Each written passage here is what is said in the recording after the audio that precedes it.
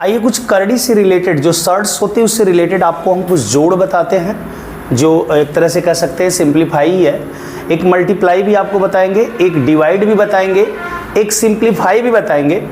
और इसके बाद आपको एक घर के लिए होमवर्क दिया जाएगा जिसको करके आएंगे। अगर इसके बाद भी प्रॉब्लम होती है तो उनको आपको समझा दिया जाएगा। तो आइए ये ऐड देखते हैं हम ना।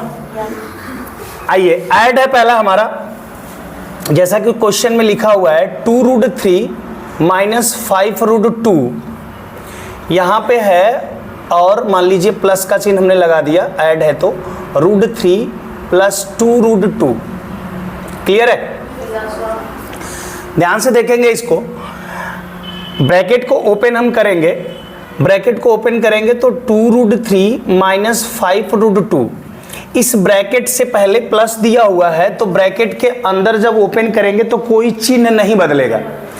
लेकिन अगर यहाँ पे माइनस होता, ब्रैकेट को ओपन करते तो अंदर के सारे चिन्ह बदल दिए जाते हैं। ठीक है, तो यहाँ पर चिन्ह अगर नहीं बदलेगा तो सेम टू सेम हम लिख देते हैं, यहाँ पे हो जाएगा 2√2।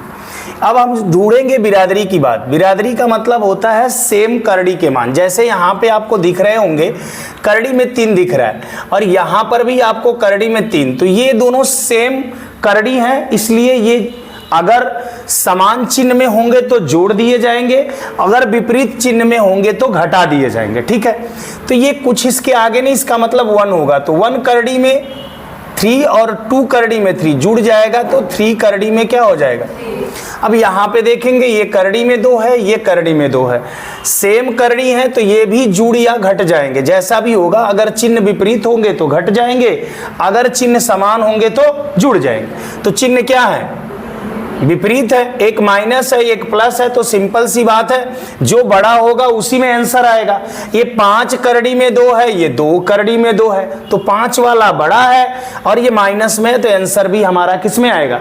माइनस में। और एक माइनस एक प्लस तो घटेगा, 5 में से 2 जाए तो, और 3 रूट क्या हो जाएगा? चाहे तो यहां से 3 कॉमन ले लें और आंसर आपका √3 माइनस √2 आ जाएगा। क्लियर है? आइए दूसरा क्वेश्चन जो हमारा था, एक तरह से मानिए ये पहला क्वेश्चन है, ये दूसरा है, ये तीसरा है और ये चौथा है। अगर दूसरा देखें तो मल्टीप्लाई है, क्या करना है? गुणा करना है। ध्यान से देखिएगा, यहाँ पे है 6√15 है, का मतलब मल्टीप्लाई, यहाँ पे 4√3, उसे का लिखा भी नहीं होता तो भी मल्टीप्लाई ही करते क्योंकि ऊपर मल्टीप्लाई करने के लिए बोला है।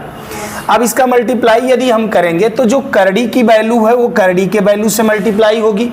जो करड़ी के कोफिशिएंट है, ये करड़ी का क्या कहा जाएगा? गुणांक। ये गुणांक कहा जाएगा, ये करड़ी का गुणांक है, कोफिशिएंट है, तो इसका इसमें गुणा करेंगे। आपको मैंने बहुत पहले ही बताया कि इस प्रकार से अगर चीजें कहीं लिखी हो आपके यहाँ, मान लीजिए ऐसे लिखी हो, तो यहाँ पे ये जो होता है ये करड़ी का क्या कहा जाता है? गुणांक। ये क्या होता है? करड़ी का गुणांक। ये जो होता है करड़ी का क्या कहते हैं? घात। करड़ी घात बोला जाता है या करड़ी का घात। ये जो करड़ीगत संख्या बोलते हैं, करड़ी के अंदर आने वाली संख्या करड़ीगत संख्या। बात क्लियर है आपको? तो आप ध्यान दीजिएगा, जब हम गुणा करने जाते हैं तो जो हमारा करड़ी का गुणांक होता है करड़ी के गुणांक में मल्टीप्लाई होता है, करड़ीगत संख्या का करड़ीगत संख्या में मल्टीप्लाई होता है। 6 का 4 में करेंगे, 6 4 जा 20, √15 का √3 में करेंगे तो रूट कितना हो जाएगा? 40। ध्यान से देखिए, क्या कोई चीज बाहर निकल सकती है? इसका फैक्टर करेंगे तो 9 5 जा 40, 9 बाहर निकल के क्या हो जाएगा? 3। अगर हम 24 में 3 का मल्टीप्लाई कर लें और √5 है तो मेरा आंसर होगा 72 रूट कितना? 5। तो ये आप समझ पाए कि करड़ी का जो गुणा होता है उनका गुणा कैसे करते हैं, यहाँ पे आप ऐड समझ पाए। इन दोनों को नोट करें तो तीसरा क्वेश्चन मैं बता रहा हूं। चलिए फिर आते हैं क्वेश्चन नंबर 3 देखते हैं। क्वेश्चन नंबर 3 आपका डिवाइड है, मतलब भाग कहते हैं उसको। देखते हैं क्वेश्चन नंबर 3 क्या कह रहा है। ये कह रहा है कि 16√6 डिवाइड 4√2। आप इसको चाहो तो डिवाइड को कुछ इस टाइप से भी लिख सकते हो, 16√6 अपॉन 4√2। अब जैसे हमने मल्टीप्लाई क्या किया था, कोफिशिएंट का कोफिशिएंट में किया था, सेम डिवाइड का काम भी वही है कि कोफिशिएंट से कोफिशिएंट को क्या करेंगे, काट देंगे, फिर कर्णीगत संख्या से कर्णीगत संख्या को काटेंगे, 2 3 जा क्या होगा 6, यहां पे जो बचेगा वो आंसर होगा, 4√3 आपका क्या आ जाएगा, आंसर आ जाएगा। समझ रहे हैं बात को? हाँ, या इसको आप आगे लिख सकते थे 16/4, रूट भी ऊपर भी है नीचे भी, तो ऐसे भी लिख सकते थे 6/2, तो ऐसे काटते तो भी वही मान आता है, इसको आप ऐसे काट देते तो भी वही मान आता ना। आते हैं सिंप्लीफाई करने के लिए, चौथा क्वेश्चन दिया गया, इसमें 2 क्वेश्चन हमने छोटे छोटे लिए हैं आपके लिए, बाकी जो घर के लिए काम देंगे उसको आप करेंगे। देखिए यहाँ पे जो पहला दिया गया है 3√11 है, और यहां पे है 3 + √11 है। देखिए इसको सिंप्लीफाई करना, सिंप्लीफाई करने का मतलब ये होता है कि मल्टीप्लाई करना। तो अगर फार्मूले बेस पे जाएं तो काफी आसान है, क्योंकि इनको कह सकते हैं A- और इनको क्या कहते हैं A+। जब A- और A+B का रूप कहीं हो तो इनके मल्टीप्लाई को हम क्या कहते हैं, A²-। अगर इस आधार पे जाएं तब तो तुरंत आंसर आ जाएगा कि 3 का स्क्वायर माइनस √11 का स्क्वायर। बोलिए 3 का स्क्वायर 9 होता है, और रूट में कोई नंबर हो और उसका स्क्वायर करें तो रूट हट जाता है, तो ये हो जाएगा 11, आंसर हो जाएगा 9 में से 11 गया -2। अगर हम फार्मूला पे जाएं तो आंसर तुरंत पा गए। या फिर हम मल्टीप्लाई भी कर सकते थे 3 का 3 में। बोलिए 3 का 3 में मल्टीप्लाई क्या होगा, 3 का 11 में मल्टीप्लाई करेंगे, ए भी प्लस में है, ए भी प्लस में तो गुणा करने पर प्लस में ही आएगा। क्या आएगा 3√11, यही तो आएगा। यहाँ पे माइनस है और यहाँ पे कोई चिन्ह नहीं है तो क्या है, प्लस है। प्लस और माइनस का मल्टीप्लाई क्या होता है, और √11 का 3 में करेंगे तो 3 क्या होगा। अब ध्यान दीजिएगा, माइनस यहाँ पे प्लस यहाँ पे तो क्या होगा, माइनस, माइनस का प्लस में मल्टीप्लाई क्या होता है, माइनस। √11 का √11 में करेंगे तो क्या होगा, 11 होगा। रूट में सेम नंबर का मल्टीप्लाई किया जाता है तो रूट हट जाता है।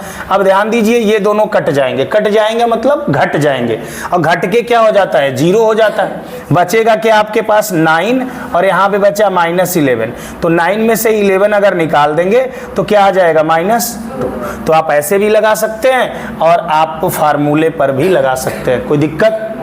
आइए एक क्वेश्चन और था तो इसको मैं इसके नीचे ही सॉल्व कर देता हूं। अब इसमें कोई फार्मूला तो लग नहीं पा रहा है, अगर नहीं लग रहा है तो कोई दिक्कत नहीं, मल्टीप्लाई कर लेंगे। 5 का 2 में करेंगे, 5 2 जा 5, चूंकि सब प्लस में है तो यहाँ पे चक्कर माइनस का है नहीं, तो कुछ ध्यान देने की जरूरत है नहीं।